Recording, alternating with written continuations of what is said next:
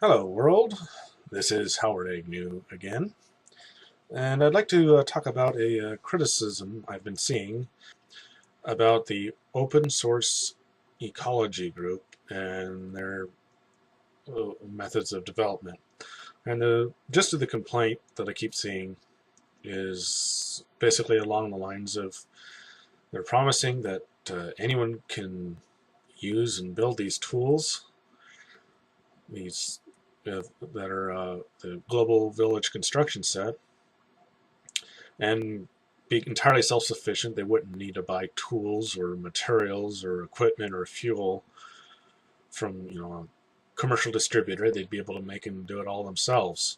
And the complaint is, well, if that's how it's supposed to be, why isn't it that way while they're developing it? Because right now, Factory E Farm, they have to go buy the steel. They have to use off-the-shelf parts. They have to buy fuel and other materials through traditional means. And I've seen it time and time again where people in the forums, people are just writing it off as, oh, it's already a failure because they're not practicing what they preach. Well, the goal is to be self-sufficient, but they have to start with the tools that are available. And unfortunately, those tools cost money. The goal is to get rid of that dependence. They're not there yet. They're not going to be there until the Global Village Construction Set is completely complete. And at that point, they'll be able to produce all their own tools and materials themselves with just the rawest of ingredients. The soil beneath their feet, the sun overhead, and some really cheap scrap materials that are just rusting away in scrap yards and whatnot. I mean, they can melt down the metal from that to form their own parts. But it's not there yet. They don't have the 50 machines. The Global Village Construction Set isn't complete yet. They're hard at work at it, and they're picking up the pace, and they've had some setbacks, but I mean, that's to be expected. I mean, they've gone for a couple of different grants, I guess, that have fallen through. So now they're having to rely on their income from the true fans who pledge at least $10 a month to feed toward the project to invest in this. And they're also getting quite a bit of income, I guess even more than they're getting from the true fans, as important as those are, from selling the machines they're already making, the Life Track tractor and the compressed earth block press machine that they've got working, and they're building them. And they're able to sell those and feed that back into development and not having to rely on the grants they were searching for, although, of course, those grants would have helped out. But they're prototyping now. They're trying to develop the machines. That means they're going to have to use what's, as out of practical necessity, the tools that are available. They have to go buy welding equipment. They're not quite to the point of being able to make their own welding equipment. And the drills and the punch press and all the other machines they need to actually manufacture this stuff. They're not in a position yet to be able to manufacture those tools and equipment themselves. That doesn't mean the project's a failure. I mean, it's just a practical reality. They need existing tools to build new machines that can then produce the tools to make themselves self-sufficient.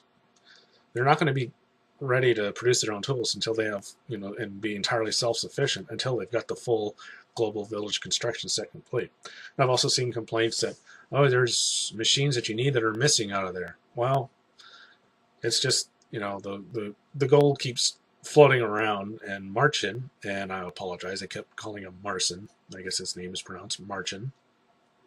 He had to come to a point where, if we keep trying to figure out ahead of time what we're going to need, I guess, then they'll never actually get machines developed, or it's going to take a long time.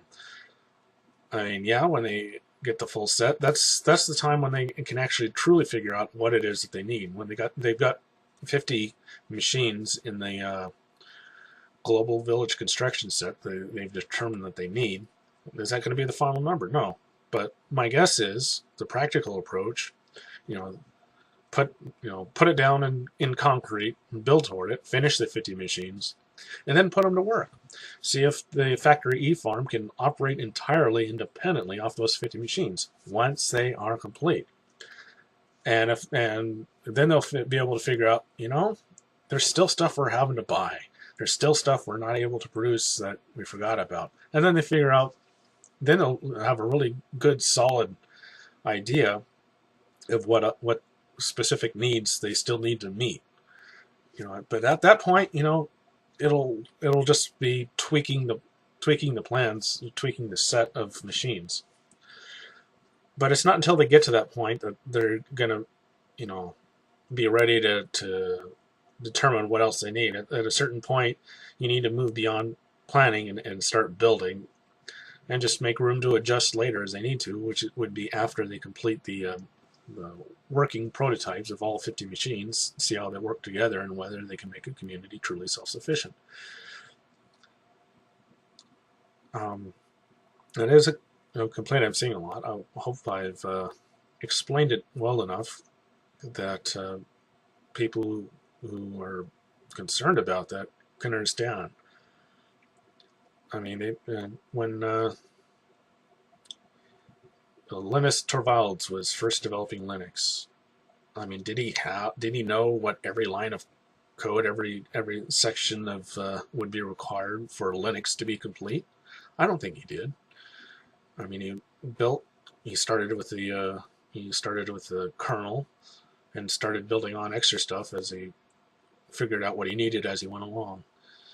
I mean, planning is good, but over planning can be a problem because you wind up perpetually planning and never actually building. And they need to build, and that's what they're going for.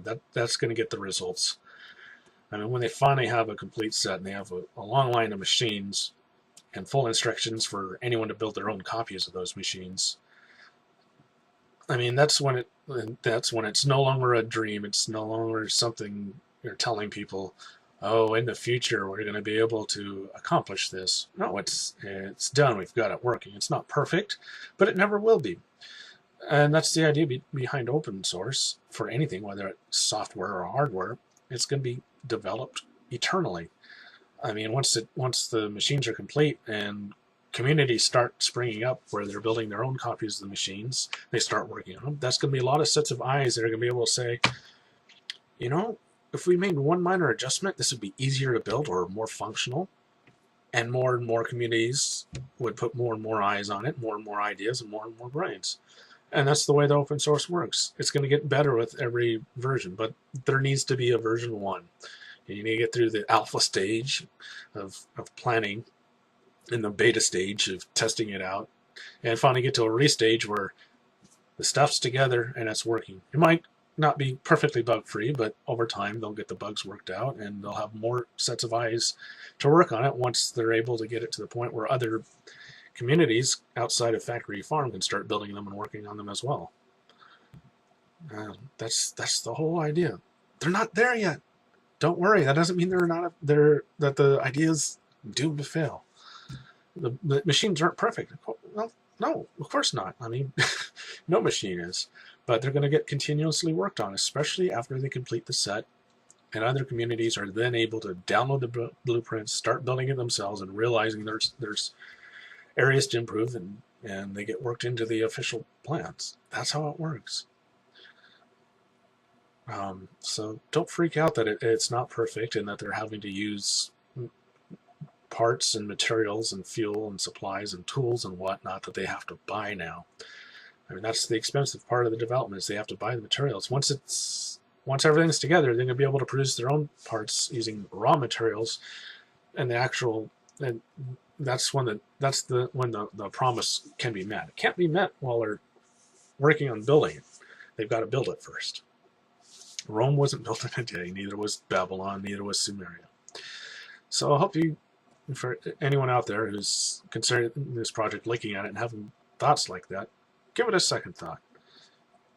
And one of the big things you can contribute is just knowledge and information and research. I mean, if you're just sitting across the internet having doubts, like, I'm not quite ready to commit dollars, although it'd be really good if you did. I mean, research and information and knowledge, and pointing out specific knowledge you have